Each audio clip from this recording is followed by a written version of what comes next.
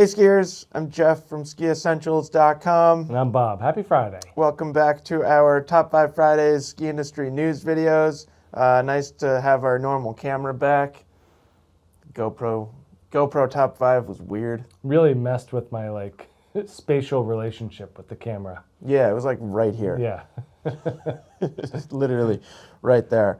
But yeah, anyways, thanks to everybody who left a comment last week. We kind of asked about some skis that people would like to see soon and got some really good feedback. Next week, we're going to start getting into the 2025 Liberty stuff, which there's a lot to talk about there. Yeah. So we probably won't get through everything, but we'll at least work in some Liberty stuff, and then hopefully we have time for something else as well. Off the top of my head, I can't remember what some of the other popular requests were. Mantra was in there, Yeah. which we'll get to. And interestingly, the one that we did do wasn't really No. on the list anywhere. So. Yep, good point. So yeah, yesterday we did this 2025 Enforcer 104 review. This is the 2024 Enforcer 104 free. Spoiler alert, if you haven't watched it, Bob likes that one more. I like this one more. Sorry, Nordica. It's just, if you make something less of a twin tip, chances are I'm going to like it less. Yeah. No, I hear you. But no, great ski, and the whole new Enforcer line's really cool. And then thanks to everybody who watched the Austria recap video, that trip with Blizzard. Seems like most people liked it. To be honest, that was I don't know, not nerve-wracking, different, uncomfortable. Well, you were hesitant about the voiceover, but that seemed to be the most popular part. Yeah. So I was pretty hesitant about the whole thing. I think that's the best word to use. Yeah. So yeah, I don't know. Anytime we do something different, I tend to second guess myself. But no, as soon as I heard the voiceover with the video, I was like, oh yeah, that just gives everything context. Yeah. So I thought that worked well. Yeah, and I think it bodes well for our future. Because if we have similar trips like that or similar experiences like that, I mean, you know as well as I do that sometimes it can be really challenging to have conversations on snow. Sure. Sometimes it's really windy. Sometimes you have a big group size. It's just there's so many variables. So it's really nice to know that people enjoyed that and gives us an opportunity to potentially do more in the future. Yep. So that's about all I got. Do you have anything exciting? We have a sale going right now. Yeah. You can use Memorial 10 in checkout and you will receive 10% on your order. There are some exclusions, bike, gift cards, and then things that are covered under MAP restrictions, like some 2024, 2025 stuff, but still plenty of good deals out there. I always like the people that try to get the gift card with 10% off. Just free money. Free money. Yeah. Yeah. Points for creativity. I mean, we did that in our warehouse sale. Honored that discount. I think we gave. Yeah. I think we sold gift cards at a 10% discount in our warehouse sale last year. Sweet. So that was basically free money. And we are having a warehouse sale again this year, July. July think. 19th, 20th, 21st. Yeah, and we'll have plenty more news about that as we get closer. If you're in the area, I definitely would encourage you to come check it out. Memorial 10, that code lasts through Monday. We also have sales going on in our brick and mortar shops if you happen to find yourself in Stowe or in Killington. Also, Killington Bike Park opens today, oh my gosh, that's in the news. Yeah. Great segue almost. Yeah, so we'll get right into the news. First topic of the week, we have the operational status of various resorts around the world. I didn't list all of them that Matt listed in the article, so if you're curious about other resorts, just click through to the written article and you'll find it there. Killington is open for skiing and riding this weekend. I think most people choose skiing at this point because it's a top-to-bottom bump run. A lot of moguls on a snowboard. I know some people out there like it, but I don't think that's the majority. Can be tough. Yeah. Killington open for skiing this weekend. They are also open for downhill mountain biking and golf. The trifecta. Yeah, the triathlon. In Utah, Snowbird will be closing after this weekend. Moving over to Colorado, Winter Park closing after this weekend. A-Basin plans to run the lifts for at least 2 more weeks with a potential closing date of June 9th. Palisades and Mammoth both going into what is very likely to be their last weekend. But luckily, if you're a worldly traveler, resorts are opening early in Chile and Argentina due to some great early season snowfall down there. Sweet. So It's like fall skiing. yeah. So if you're bummed that your resort is closing, just hop on a plane and head south. Simple. I would go more directly south than diagonally south because there hasn't been as good of a start to the season in Australia and New Zealand. But they're making snow over They'll there. get their turn So just go straight down. from here. I don't know. I don't know. Probably from like Kansas. What's directly north of Chile? I don't know. Well, we're going to find out after we're done filming. That's Peru? That's for sure. So, still some skiing to be had. I, for one, have, I literally hung up the skis because they are in basically a hanging rack. So, Yeah, I'm that's done. fair. I'm done for the season. That's fair. Unless you want to go to a Big Snow American Dream. Tried to get you excited about that. I'm leaning towards the no side of the fence. All right. Well, if anybody out in the YouTube world wants to come to Big Snow American Dream with me, Jeff's looking for a friend. Bob really doesn't want to go, and I would like to go check it out. Second topic of the week, similar theme here. The National Ski Area Association has released some preliminary numbers from their annual report. Despite a slow start and a relatively rough year for snowfall, U.S. ski resorts saw 60.4 million skier visits this year. To put that into context, that is down 5 million from last season, but is actually the 5th best season on record and only 0.3 million less than the 21-22 season, which previously held the record before last season. Pretty interesting data to look at. It really is, yeah. And like just kind of clicking through that little spreadsheet that they have is it's pretty fun. Yeah. And you can even you can certainly draw like conclusions from snowfall. Like if you brought up like Matt Perilla's like snow stake, I bet you would find some interesting correlations between skier visits in the Northeast and that would be really fun. Like Mount Mansfield snowpack. Yeah. Someone should do more in-depth data analytics because I'm not going to. But yeah, I thought that was pretty interesting. And also really highlights how good last season was. Sure. A bit of a statistical anomaly. Yeah. But anyways, so lots more info in that report, including, I thought, some interesting ratios of resort size and skier visitation. Mm-hmm. I don't remember, the extra big resorts. They didn't call them mega resorts. No, the extra big. I think you had that term right. I think I did too. But yeah, I think really the main takeaway here is, to put it simply, skiing and snowboarding is as popular as it's ever been. Yeah. And I also think it's funny because we had to kind of look up what constitutes a skier visit. Like if we both got 100 days at Stowe, that counts as for just the two of us, that's 200 skier visits. Yes, you and I collectively, we added 200 at Stowe. At Stowe. Yeah. So I think that's interesting. People that ski a lot of days at their home They pad the numbers. They pad the numbers. Yep. It's a skier visit. Yeah. The days that I go to Stowe and ski 2 runs off the Sunrise lift. Yeah.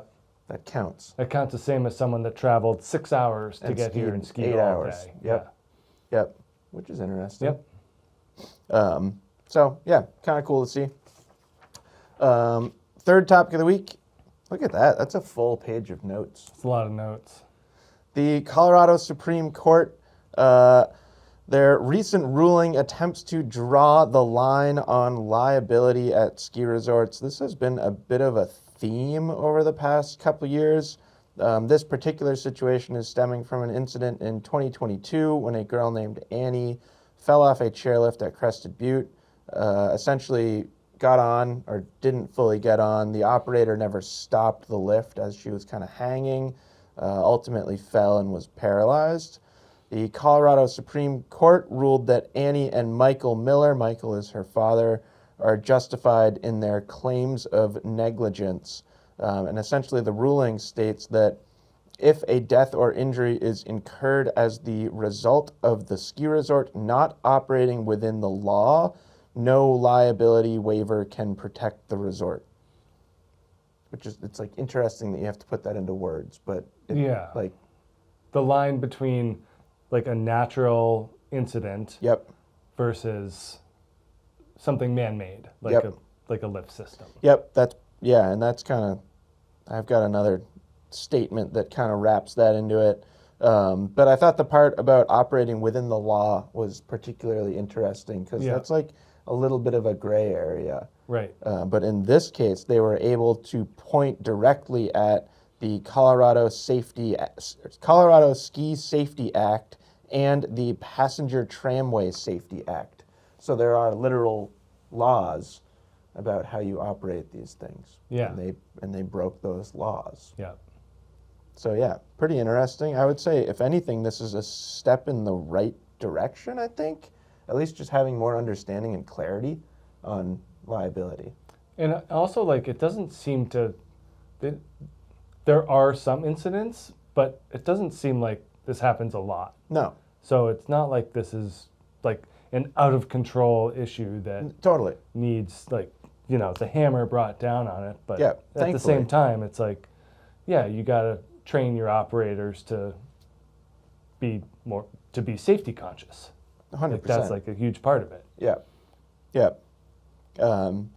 Ultimately, kind of the theme here is, if it's the guest or nature's fault, it's covered by the waiver. If the incident is the fault of operations at the resort is liable. Which kind of feels like how it should be. Yeah, I'm sure there's gray areas there too. The whole thing feels very gray. Yeah. But I do think that it's kind of a step in the right direction of more clarity. And like, as much as we hate like constant litigation, it can't just be the Wild West out there. You can't just do whatever you want. Like, these resorts have to have some level of otherwise they wouldn't exist. Culpability. Right. Yeah. So, anyways, and then last topic of the week. This is a fun one. We get the story of Peter Landsman. Peter claims the honor of being the only person to have visited 3,000 different chairlifts at all 750 North American ski resorts. Just 34 years old, he is a full-time lift operator, I think supervisor, at Jackson Hole. He also runs liftblog.com, a database of every single chairlift in North America, which I highly encourage you to take a look at. I never thought that lift data could be this interesting. I told you. It is fascinating. Yeah, it's crazy. Crazy how much data is in there. If I had to list the top 3 fastest lifts at Stowe in order, I wouldn't have gotten any of them right. We'll just start there as a mind-blowing thing that I've learned. Really interesting. And congratulations to Peter, but we are a little early in our congratulations here because technically he has 1 lift to go, which he hopes to visit next month, and it'll take him about 24 hours of travel to get there. And that location is Moose Mountain, a single lift ski area in Dawson City in the Yukon Territory. And then we went down a rabbit hole of learning all about the Yukon River. Yeah, that was pretty fun. Yeah. Yeah. That place is out there, man. Like, he's got a ways to go. I am fascinated with how close the Yukon River starts to the ocean. Yeah. And then goes on a really, really long journey and then finds its way back to the ocean. Yeah. It's a crazy river. Looks like a cool river. Yeah, has anyone ever been on the Yukon River? And should I go? I think you're bear food out there. Yeah, Bob seems hesitant on the Yukon River trip. Am I going like too far on opposite extremes here? You don't want to go to Big Snow American Dream, and you don't want to go to the Yukon River. I think you've known me long enough. I like kind of things right in the middle. We could go for a canoe trip on like the Saco River in Maine. Be down with that. Sounds great. Like seems right down the middle. So yeah. Anyways, pretty cool. I wonder who's in second place for most chairlifts visited, and how far behind they are. I don't know. I thought like Matt McGinnis, who writes top fives, I thought he had a really interesting perspective and opinion that like you could make the argument that Peter Landsman has the best overall perspective on the entire ski industry in North America.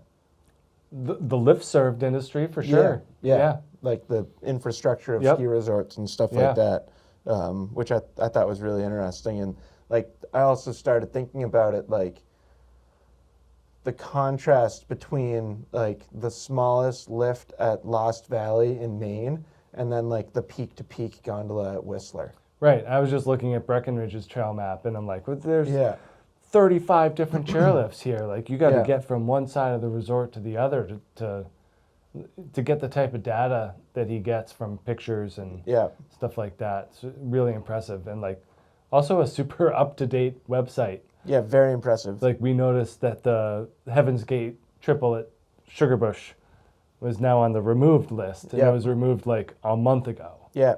So that's pretty impressive. Yeah. Peter Landsman is on it. Yeah. So thought that was really interesting to learn about. And then lastly, we have our edits of the week. So first up, we have Kimbo Sessions recap number 3. We watched the first maybe 5 minutes of this together, and it was fantastic. Yeah, 10 out of 10 for that opening. Yeah. Opening sequence. Even like if anything, just go watch the first 60 seconds. Yeah. It's incredible. 17 minutes in total, so I'm looking forward to watching the end of that. And then we have Jib League Season 2, Episode 3.1, which I watched in entirety just the other night. And then we also have Episode 3.2, which I have only watched maybe 10% of thus far, but so far so good. Both those things are awesome. There was a funny comment, I think it was actually on Kimbo Session, somebody was like, I'm going to tell my kids this was the Olympics.